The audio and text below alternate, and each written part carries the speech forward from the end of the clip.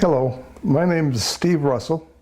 I'm with the Pine Island Oral History Project. Today we will be talking to an internationally acclaimed #1 New York Times bestseller author, Randy Wayne White. Randy is a longtime resident of Pine Island, and I'm hoping he will share some of his interesting stories with us. Happy to do it, Stu. Randy, can you tell us how and when you happened to discover Pine Island? Well, first of all, I want to congratulate you on the work you're doing, preserving the history. It's so important.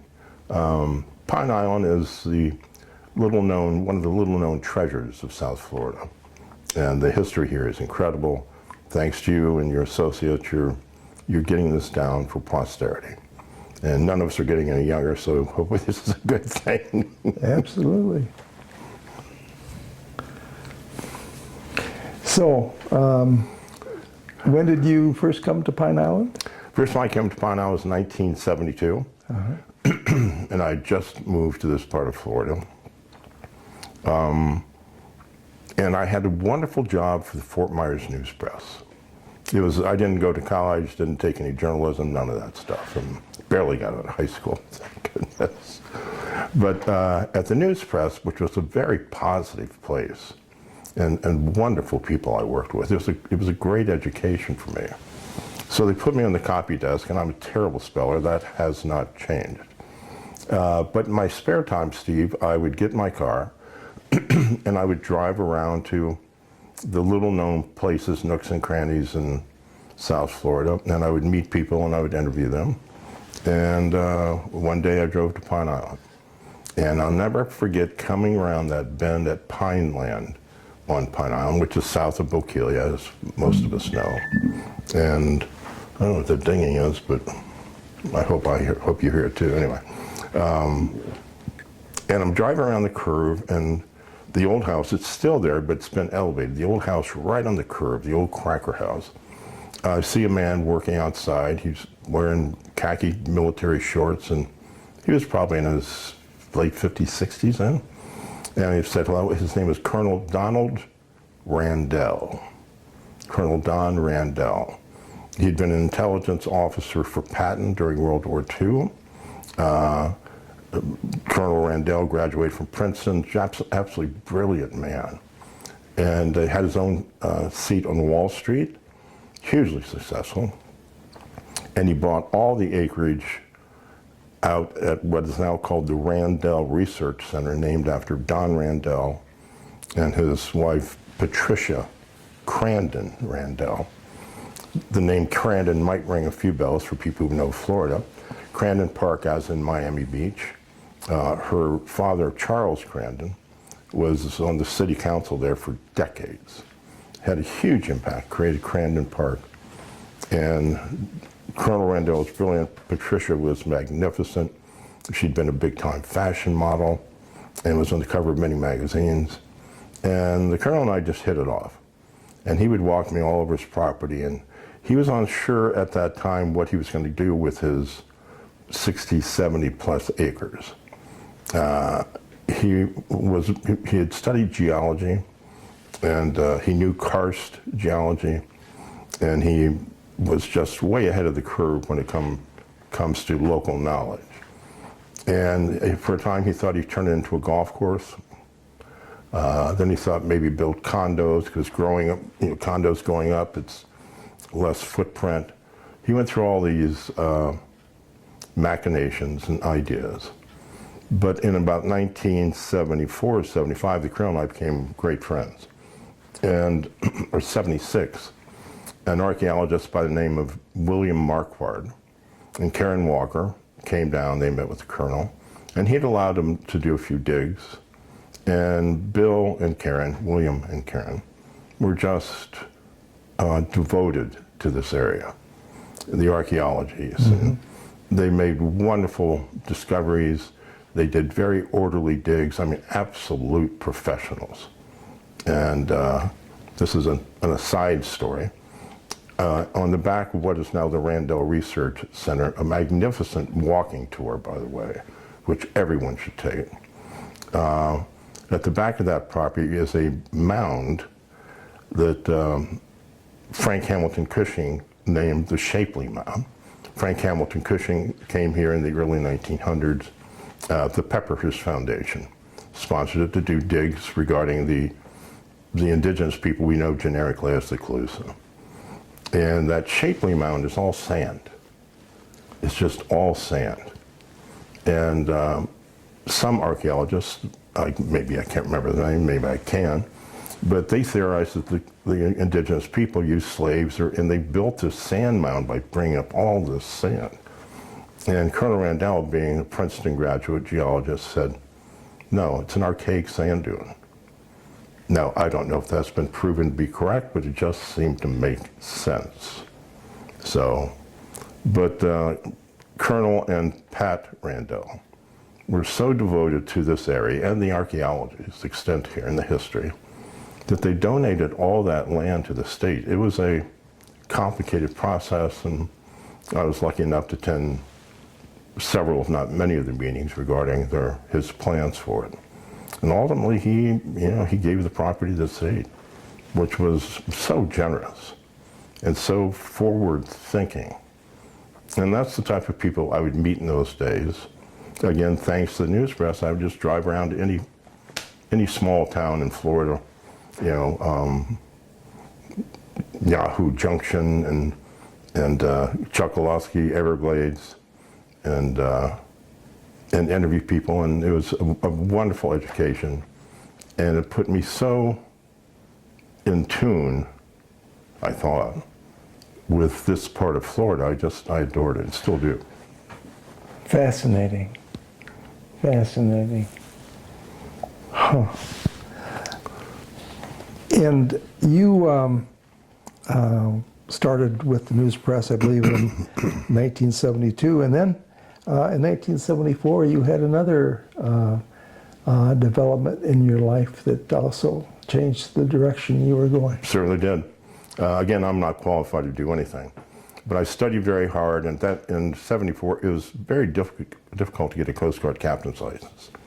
You had to go up to Tampa, you had to take a written test, you had to on various things. They gave you a physical, and if you passed the rules of the road written test, you overnighted in the barracks.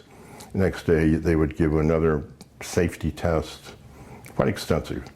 And if you passed, and I was lucky enough to pass, they swore you in. It was a big deal. My memory may be inaccurate about this, but I don't think it is. In those years, 74, 75, 76, there were very few licensed guides in Southwest Florida, quite few. Between Fort Myers Beach and Captiva, there were more in Boca Grande, but maybe fewer than 25 licensed guides. And I was one of them, fish out of Tarpon Bay on Sanibel, which is still so dear to me. And those guys could have shut me out because I didn't know jack diddly crap. They could not have been nicer to me. They could not have been more helpful. People like Mark Futch, Duke Sells, Bob Sabatino, some of the top guides in Florida. And they really babied me along and helped me from making a bigger fool of myself than I actually am. I'm forever indebted. But yeah, I loved working at the news press, but I knew since childhood I wanted to write novels. I wanted to write something more. Nothing wrong with newspaper, it's wonderful.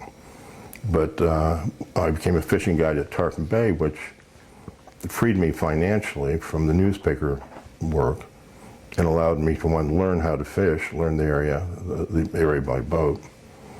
And also, I'd stay up late at night or get up very early in the morning, which for a fishing guide, that's very early in the morning. And I would work at the craft of writing. And I worked very hard at that.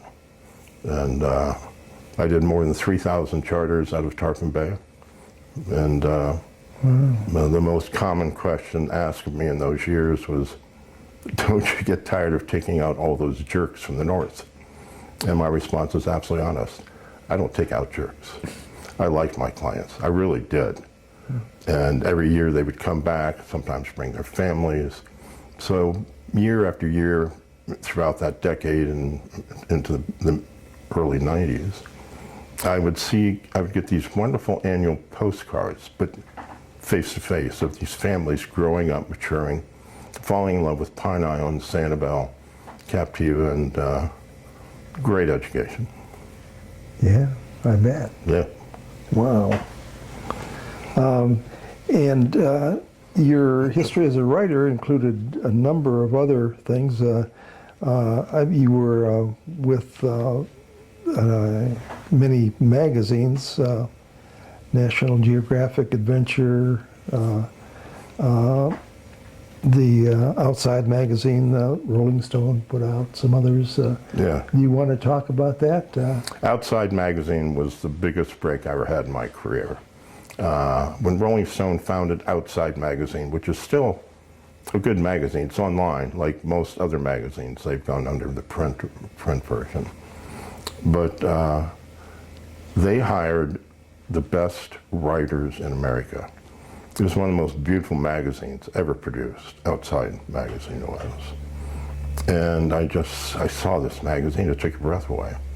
And is that a plane going overhead? It is. Maybe they're getting somebody out of Venezuela. Could be. Anyway, I sent them a story. I paddled a canoe from Pineland, right here at Pineland, put in a canoe, this cheap aluminum canoe, and I paddled from Pineland down to the Florida Keys. And I went through 2 or 3 partners who, for every good reason, said, screw this is stupid. And it was. But, and made it down to Key Largo and went all back through the 10,000 islands and Shark River in an aluminum canoe. And I sent Outside magazine the story I wrote over the transom, we called it in those years, meaning they didn't know me from Jack Adam. And the then editor, Terry McDonald, very gruff guy, still is, went on to become the editor of Rolling Stone, also Sports Illustrated, a brilliant editor. I was so lucky. But he called me at the marina at lunch, which was the only time he'd get in touch with us fishing guides. And Terry said, we can't use this story. I went, well, okay, thanks for calling. He said, no, you don't understand. We want you to try something different. He saw something. He said, I want you to try something on backcountry Florida. And I wrote a piece on backcountry Florida, quite lyrical, I hope, and not normal newspaper sort of writing. And they published it the first year the magazine was in existence. And Terry, God bless him, and John Rasmus later, who became editor at Outside, they would call me and say, hey, we need something for the cause, you know? They kept me writing. And in 1987, yes, and I was doing 300 days a year on the water in those years. Oh, wow. They called me and asked me to become the temporary columnist for Outside magazine. That's big. That was big. And I would literally travel all over the world to various far-flung, not very nice places.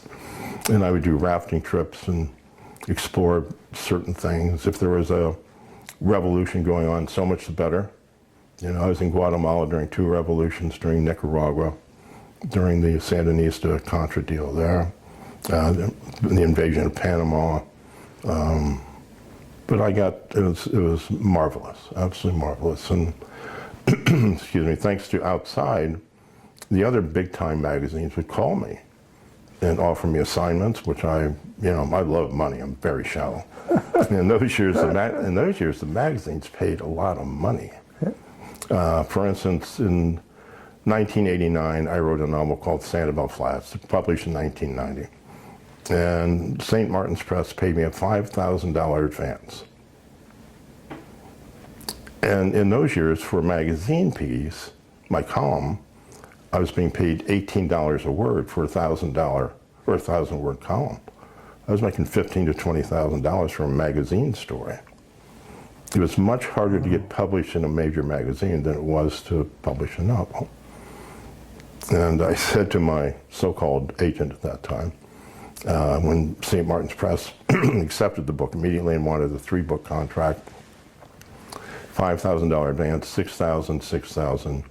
And I said to my so-called agent, I said, I make more money writing magazine stories.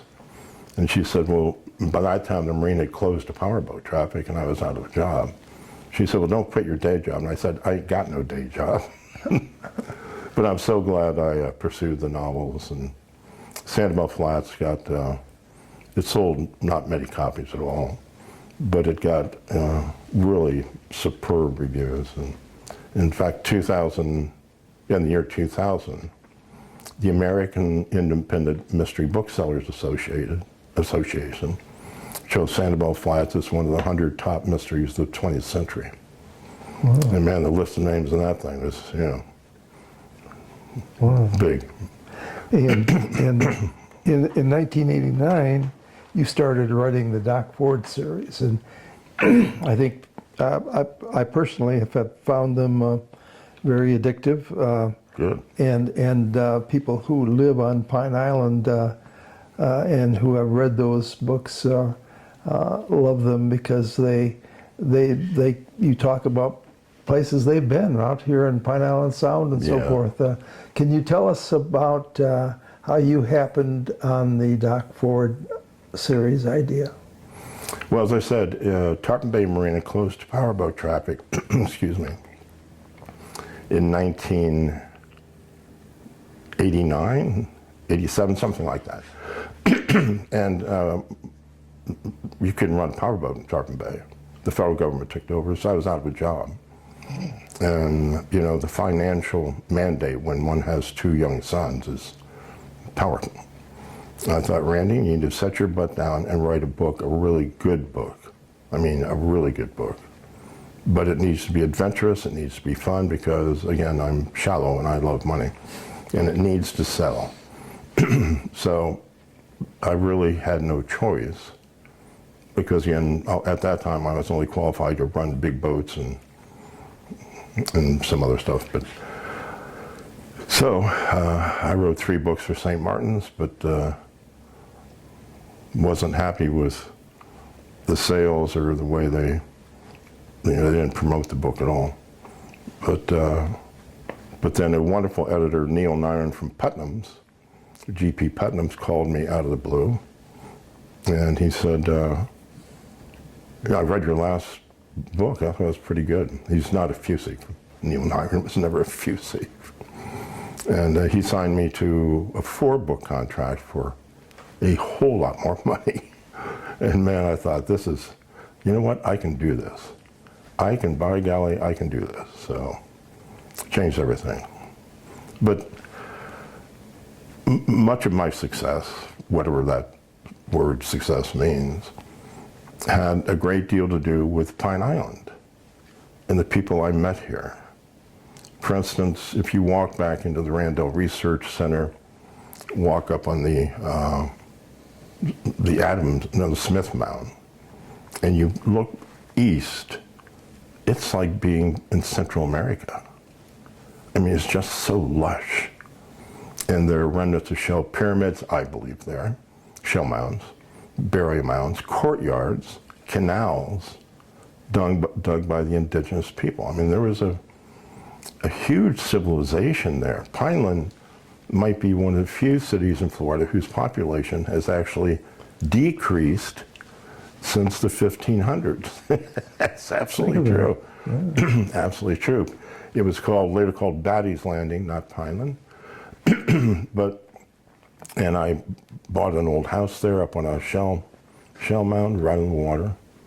And that house, which had been registered in 1922, probably built in the late 1800s, but registered in 1922, was just a crossing place for some of the world's most fascinating people, and I mean that sincerely. The great labor union leader, John L. Lewis, lived in the house next to mine. He was dead by then. Excuse me. John L. Lewis with FDR built a post office for John L. Lewis at Pineland. It's still there. And some of the people who came through there Thomas Edison certainly did, you know, gathering trees and fauna, or flora here. And Harry Firestone and the Kennedys. Prior to the Bay of Pigs invasion, Cuba, Bay of Pigs. The CIA they leased Usepa Island, which is just right across the bay. Right. It's the next highest mound, east-west mound, from where I lived. 100 acres, Usepa Island. They leased Usepa and they trained the Cuban officers there prior to the Bay of Pigs invasion.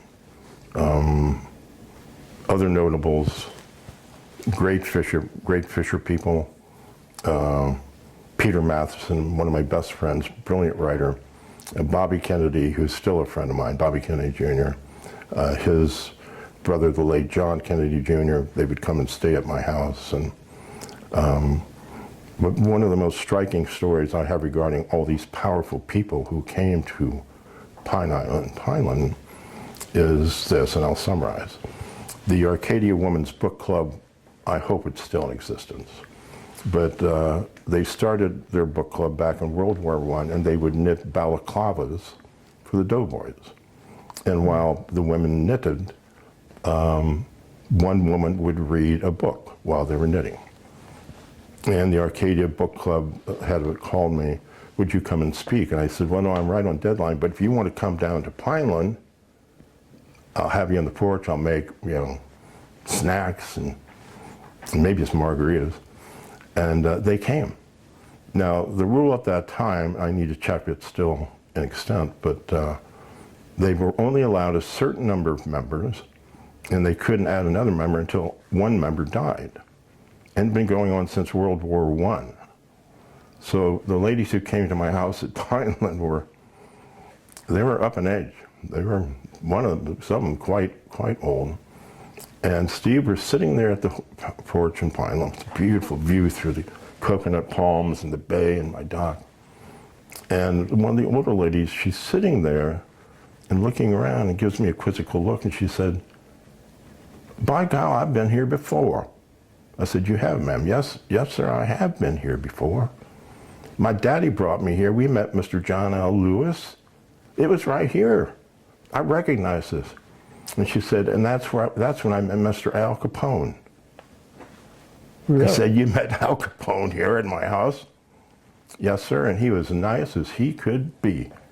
But Al Capone, it's a magic crossing area from the Spanish conquistadors, explorers, to right up through this new century. Incredible. It is incredible. Incredible. I have so many questions. Let's see. We know about the house you just described. Yep. Can you tell us about the house of Captain John Smith, a man who incidentally stopped the destruction of the Smith Mound not far from where we are sitting? Do you care to tell us about that? Well, it's one of those, I'd like to say karmic if I believed in karma. Maybe I do. I'm not going to admit if I did. Meetings for me at Tarpon Bay, where I was a guide. Captain John Smith, at that time he lived on Fisherman's Key, which is right off Pontarasset. He became a fishing guide, and he took out a New Yorker by the name of W.H. Wood, a New York architect, famous architect. Took him fishing in a rowboat. They went to Tarpon Bay, and John Smith, Captain John Smith, who built the place we're in right now, that comes later, but they landed the first tarpon ever taken on rod and reel. It was in 1885, I think. And it made headlines in the London Times. It was a big deal. The tarpon was the first big game fish you could land from a rowboat. Oh. And it changed everything on the coast of Southwest Florida.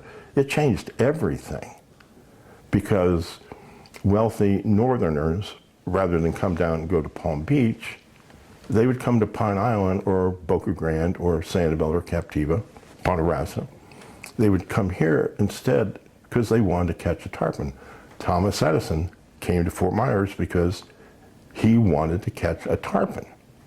It changed everything. They extended the railroads down to Everglades City.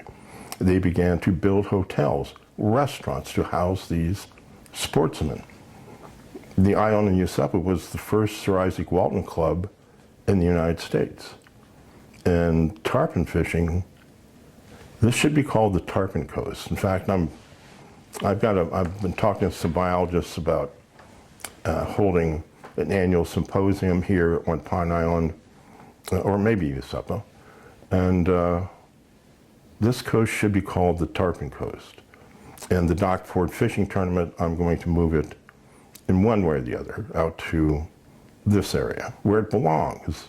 This is the epicenter of tarpon fishing. It really is. What? Tell us more about that. I wasn't familiar with that. Well, I own the franchise to Dock Ford's Rum Bars and Grills. I own the federal trademarks. There have been some more in litigation now, sadly. But to have my name associated with the tarpon tournament or the Dock Ford name, it's, you know, I need to be in control of that because it's quite possible the people running this tournament now know less about tarpon and even less about fishing. It's just not, although it's done well. I'm not saying it was a bad tournament. I'm not saying that. All wonderful people involved. But it needs to have a more historically based antecedents, yeah, more historically based and more permanent, more permanent.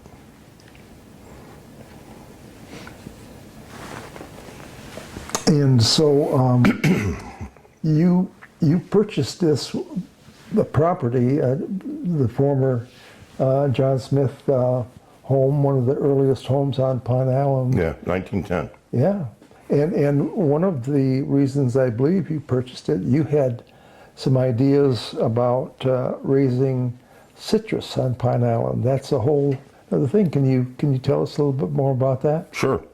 I was researching a book for one of my main characters, Captain Hannah Smith, no coincidence about the last name. Fictional character, but based on a real character, who in the early 1900s, Hannah Smith was known as Big Six because she was tall and she chopped wood for a living. And Hannah Smith's sister, Sarah Smith, was called the Oxwoman. This is all true. And called the Oxwoman in the books my Hannah Smith muses. She hopes it's not because of the only photograph taken of her great-great-great aunt, Sarah Smith, but she was the first human being, excuse me, the first human being, not just the first woman, the first human being to ever drive an ox cart across the Everglades. These were tough, tough women. In researching this one book about Hannah Smith, and it's called Seduced. She theorizes, or through fishing clients, theorizes that if they can find archaic rootstock, it might be less susceptible to this terrible HLB disease, or citrus greening disease, it's commonly known. And a friend of mine, who's a brilliant guy, Jeff Carter from Georgia, helped me do some research. And Jeff discovered that if an old citrus tree that grows in such a remote area does not cross-pollinate with modern citrus trees, it drops perfect DNA clone seeds from the original mother tree, which was brought over from Europe, brought over from Spain and Portugal. And we found one of those trees, and now we're growing them. I have 2 international biotech patents on that rootstock. I call it Seduced rootstock. We have experimental trees and groves now, which thus far, they've never gotten citrus greening. They're being grafted with commercial fruit. And my plan is to bring these citrus groves here to my 5 acres, John Smith's 5 acres, by the way, and start growing the stock here.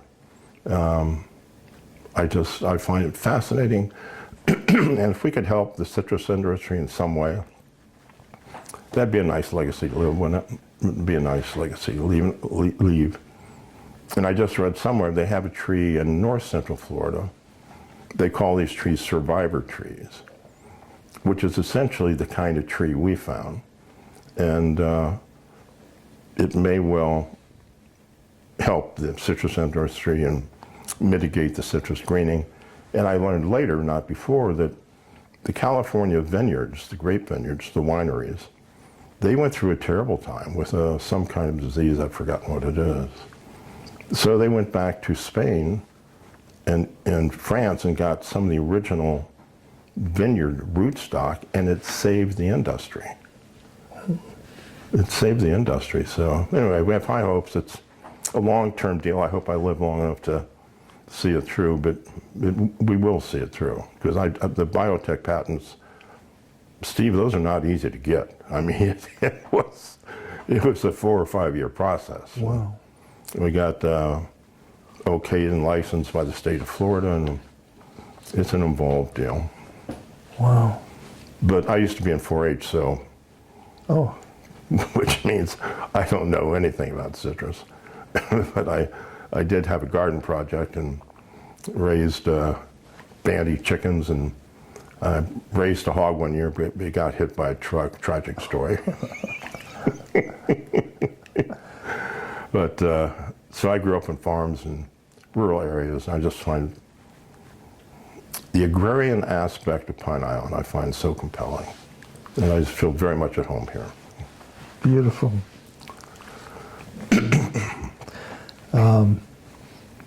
Just out of curiosity, what do you see as the future of Pine Island? There's been a lot of changes already. Well, those darn hurricanes, 2004, 2022, just, and I was here. I staged for the hurricane of 2004. But again, the house is elevated. It's 18 feet above sea level. It's right in the water, but well, that was a bad storm. And I can remember sitting on the porch. I had it boarded up with plywood, and but I could look through the cracks, seeing these tornadoes coming across Pine Island Sound. It was like a cavalry of tornadoes, these snaky, twisting, just dancing their way. Wow. And man, it was all about the tornadoes.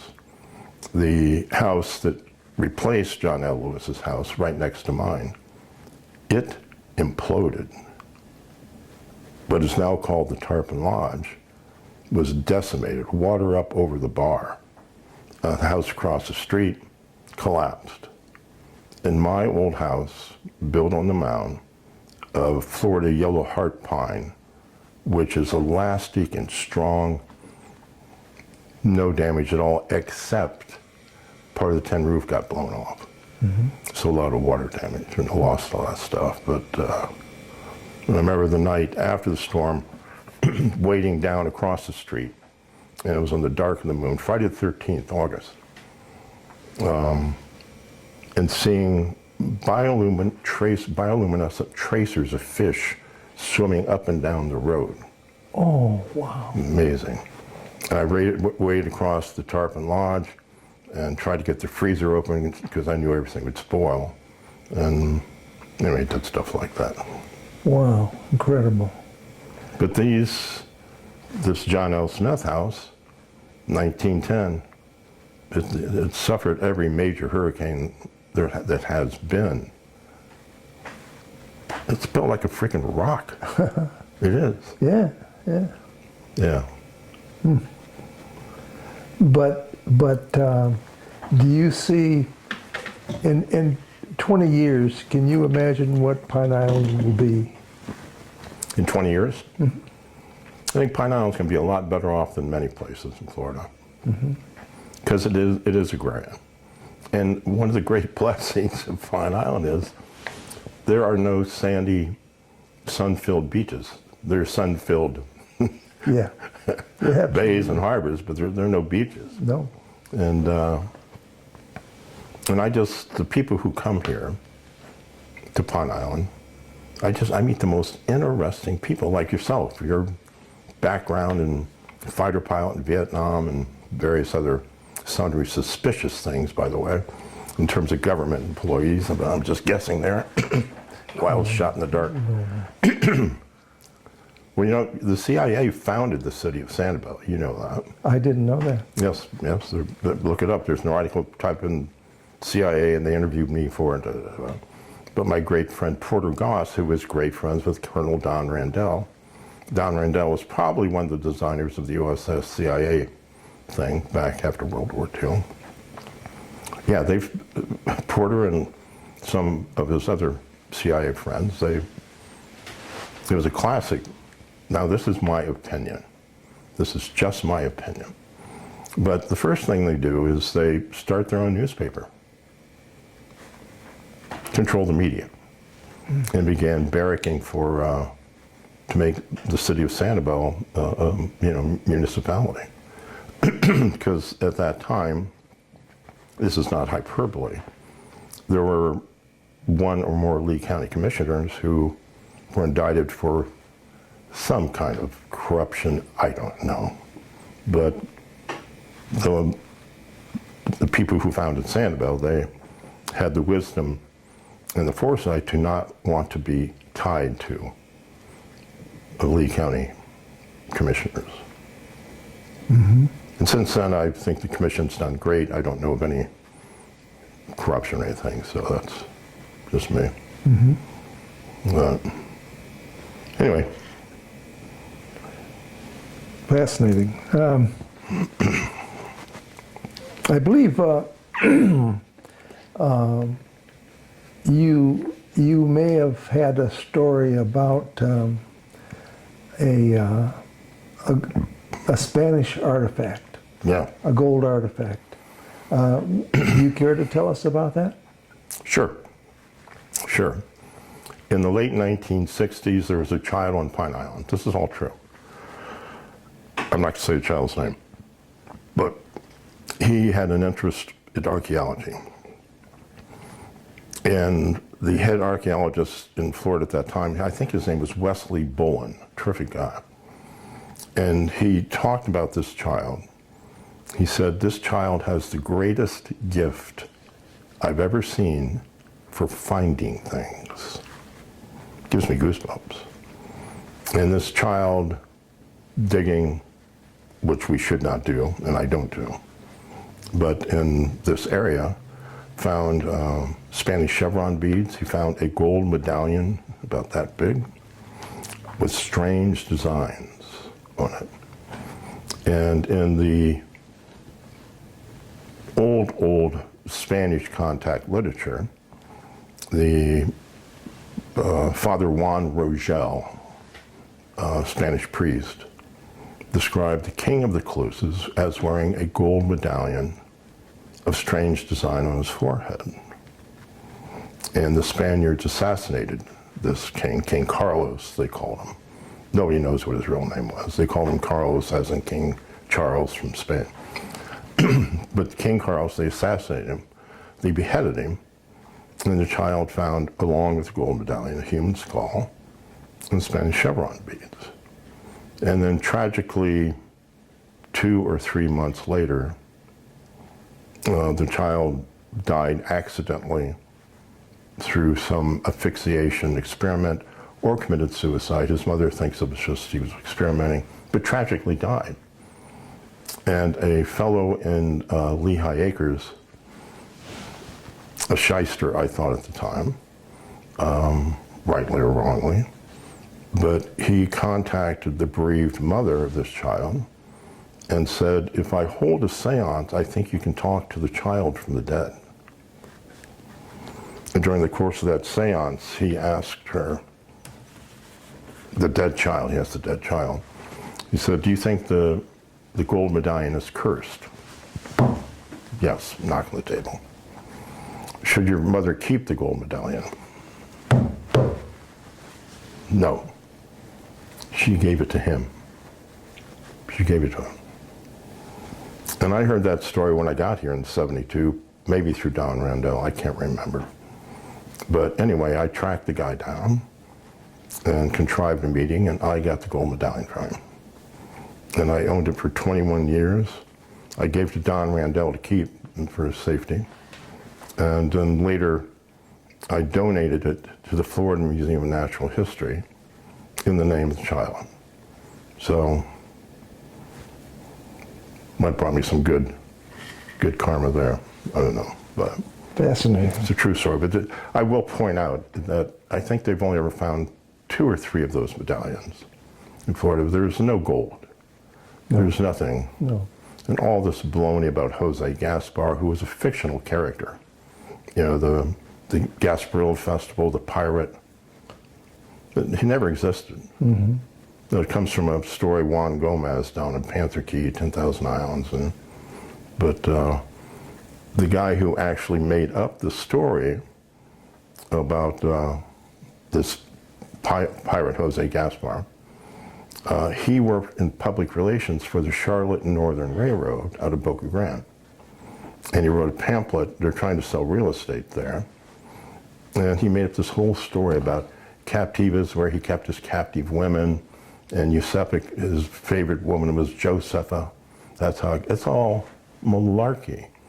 And I know because I went to the National Archives in DC and researched all this stuff. According to that fictional story, Jose Gaspar's boat was sunk off Boca Grande Pass in a sea battle against Lieutenant Commander Kearney. Yeah, Lieutenant Commander Kearney. And I found letters written by Kearney in the National Archives. At the same time, he was in Cuba. He was never on this coast. It's all fictitious. And the man who told me about the fiction was a wonderful writer named Richard Powell. He wrote, I Take This Land. He wrote a book called Pioneer Go Home. Now people on Pine Island will like this. He wrote a book called Pioneer Go Home. It became an Elvis Presley movie called Follow That Dream. And Richard Powell, a wonderful, classy guy, it's about Matlacha. When they built the road through Matlacha, they created a dredge, land on both sides that nobody owned, and these homesteaders just moved in and took it over. Wow. And that's the movie Elvis Presley, Follow That Dream. I'll be darned. Matlacha, man. Cool. It's cool. It's cool, isn't it? Yeah. Anyway, Richard Powell told me about the Charlotte Northern Railroad guy, and who actually lived on McGregor Boulevard. Richard knew him. So he knew it was a complete canard. But it's still, to this day, I read people are looking for treasure. Jose Gaspar's hidden treasure. Well, the hidden treasure is Pine Island itself. It's not a bunch of gold bars. Okay. You must have met a great many interesting characters on Pine Island. Do you care to share any experiences you had with any of them? Not necessarily requiring you to divulge your name or anything, but can you think of any? Yeah, the local fishermen. Some of the most interesting, smartest people I've ever met. Kim Gers, terrific commercial net boat fisherman. Tootsie Barnes, brilliant, hilarious.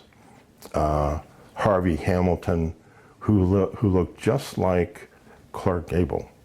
I mean, just like Clark Gable. The ears, yeah. the mustache. And Harvey Hamilton was a brilliant fisherman. This is an aside. There is a fishing guide on Hendry Creek. Very few people know where that is. If you drive down from Sanibel, Gladiolus Boulevard, Hendry Creek is just to the right. People don't realize that, and I lived there for a number of years. And there was a captain there named Captain Trowbridge.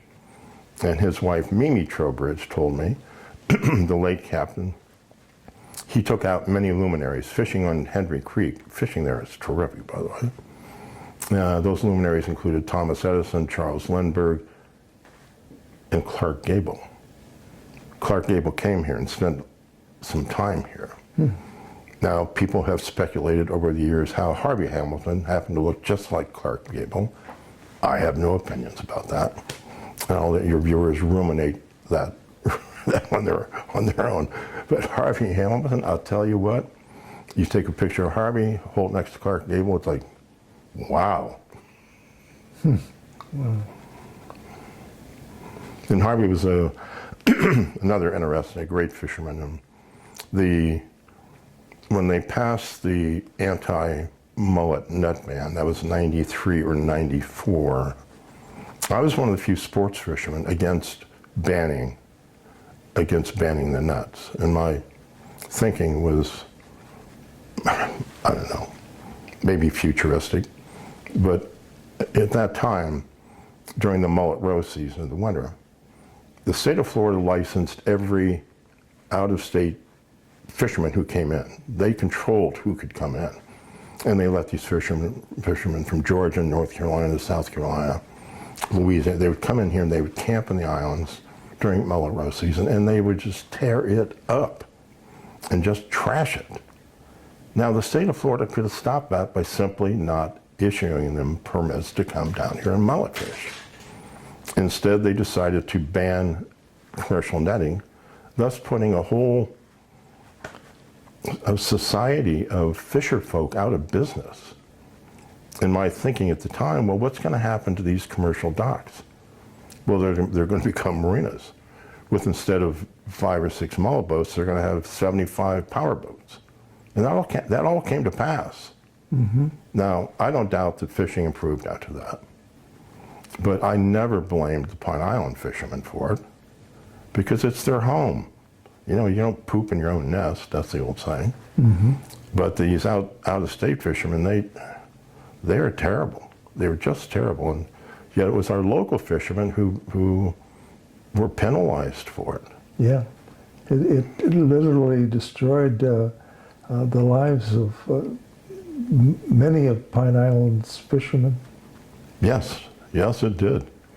And as a fishing guy at that time, the so-called sports fisherman, you know, we got a lot of crap from the locals, and I don't blame them a bit, but Tootsie Barnes realized, Kim Giros realized that I was against the net ban. I wrote a book about it, for God's sakes. You know, trying to point out that if we get rid of the local fisher folk, and people have been fishing here for 2,000-3,000 years. You know, the old Cuban fishing rancheros out off Giuseppe, the Punta Gorda Fish Company, the fish houses that are still extant out there. But it's our local fishermen who got the brunt of it. You know, they're put out of business, and the state in their wisdom tried to teach them how to be clam fishermen. I mean, how freaking humiliating is that? And the clam fishery, I don't think that worked out too well. You can still see that they still have that area roped off, or buoyed off. It's off south of Jocelyn. Huge area. You know, years ago, I used to run my boat like a car. I'd boat back and forth from Pine Island to Captiva, and the brilliant artist, Robert Rauschenberg, internationally known Robert Rauschenberg, let me keep my boat there. The old Ding Darling Fish House, I wrote books there. But I remember coming back at night across those flats, I had to be on my P's and Q's to not run over those clam things. And I never did. But it's a big area. Yeah. And they were absolutely wonderful people. Yes. And just gone. I know. Yeah, we don't need you anymore. We've been fortunate to be able to interview a few of them for the project here. That reminds me, you've had so much time on Pine Island Sound. Have you had any scary or interesting experiences on Pine Island Sound? Many. Yeah. Most humorous, one or two just tragic. There was a fatal boat collision at Wilson Cut, Pineland, the stone cut into Pineland, and 2 friends of mine involved. It was quite heartbreaking. But I'd been on Captiva that night, and it was the night of a local fishing tournament. And so when I would run from Captiva to Pineland, I would run way south of Jocelyn, come back through the backcountry. It's a complicated route, but I'd done it hundreds, if not thousands of times, so I certainly knew the water. And as I was coming into Pineland, this is after sunset, as I was coming into Pineland, so I come in from the south, and I can see boats coming in from the west towards Giuseppe Cabbage Key. Some with lights, some not with lights. So Steve, I had all my lights on. I had a flashlight. I would shine alongside the boat. You never point at another boat. You never point a light at another. You always shine it. I was lit up like a freaking Christmas tree. And I came in, swept in east of where the channel enters the marina at Tarpon Lodge now, and pulled up to my dock. And as I pull up, I see another boat coming in the distance. It has its lights on. There's another boat behind it, and it's using a spotlight to find the markers. So I knew they weren't very experienced. And pulled up on my floating dock. I'm sitting there, and I had some people from Nicaragua with me. And I hear a boat 20 yards away at the mouth of the channel, and they're idling there for some reason. But at the end, frankly, I don't think they had their lights on. I'm not sure, I can't be sure. It's in my notes, that I'm sure of, but the boat coming behind them was lit up. And all of a sudden I hear this kaboom crash, where the larger boat coming in to the marina had rear-ended the smaller boat that was just, maybe it'd gone aground at the mouth, I don't know. But it was a terrible collision, and a tragic fatality resulted in that. And, but people at the marina, in their witnessing, they said they assumed me coming in with all my lights on was the boat that got hit. But it wasn't me. I mean, and I was all lit up. Mm-hmm. I think it was the boat that did not have lights, or not obvious lights. It certainly wasn't lit up like my boat was. I had amber lights, and I'm very careful out there. That's the tragic one. Fog, getting caught in fog, I've got a terrible sense of direction, and I admit it. But it's led to some wonderful discoveries when traveling in Asia. Oh, really? Yeah, sure.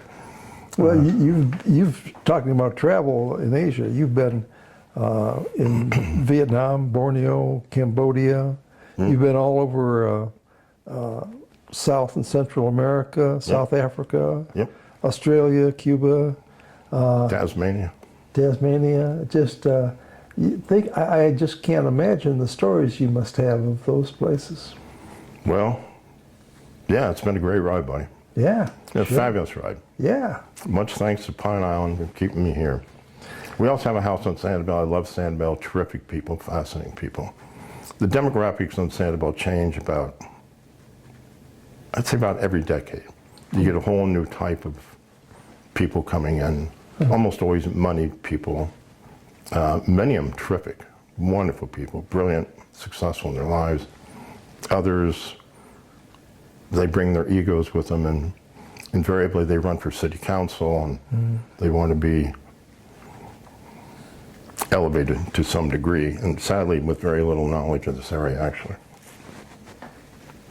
Some of them, not all of them. Well, Randy, I think with this we're going to wrap it up. I can't believe what an incredible storyteller you are. I'm hoping we can do this again, maybe, and I'd love to. I think we barely scratched the surface here. I'd love to. We ought to get some of the local fishing guys together to talk about tarpon, and something that interests me. And I no longer have I'm not on the water 300 days a year anymore, and I used to be 300 days a year with rare exception. Wow. But it seems to me that we have far more sharks now than we used to, and that's my just personal observation. I get on the paddleboard, I paddle surf, and man, oh man, I see these bull sharks or sandbar sharks. It's hard to tell the difference between the two of them, for me anyway. And I wonder why that is. I don't know. I wonder why that is. But we're talking big sharks. Oh, wow.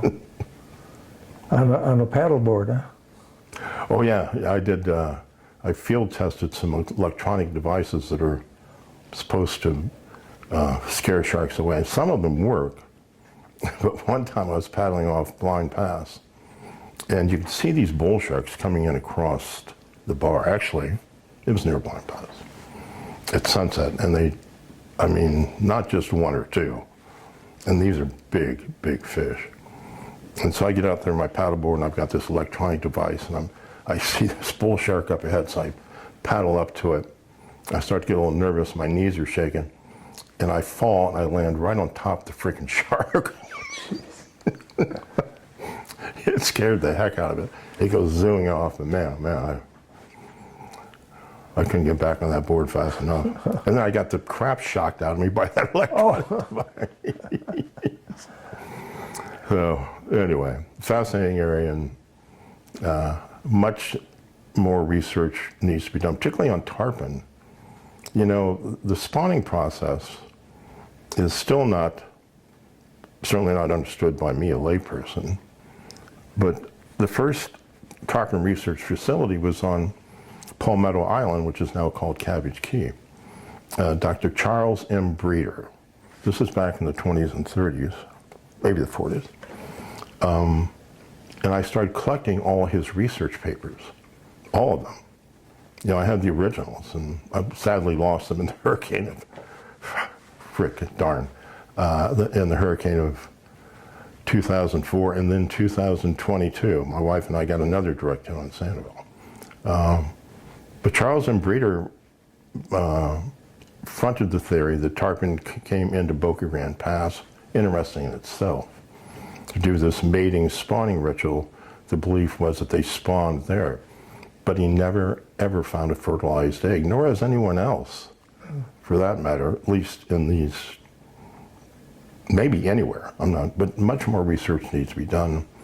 Again, this area needs to be called, should be called the Tarpon Coast, because for one thing, it's a fetching name. What do they call it? What are some of their names? The Island Coast, the Palm Coast. Any other names you can think of? No. Well, they're not particularly distinctive, are they? And words are my business. Yes, they certainly are.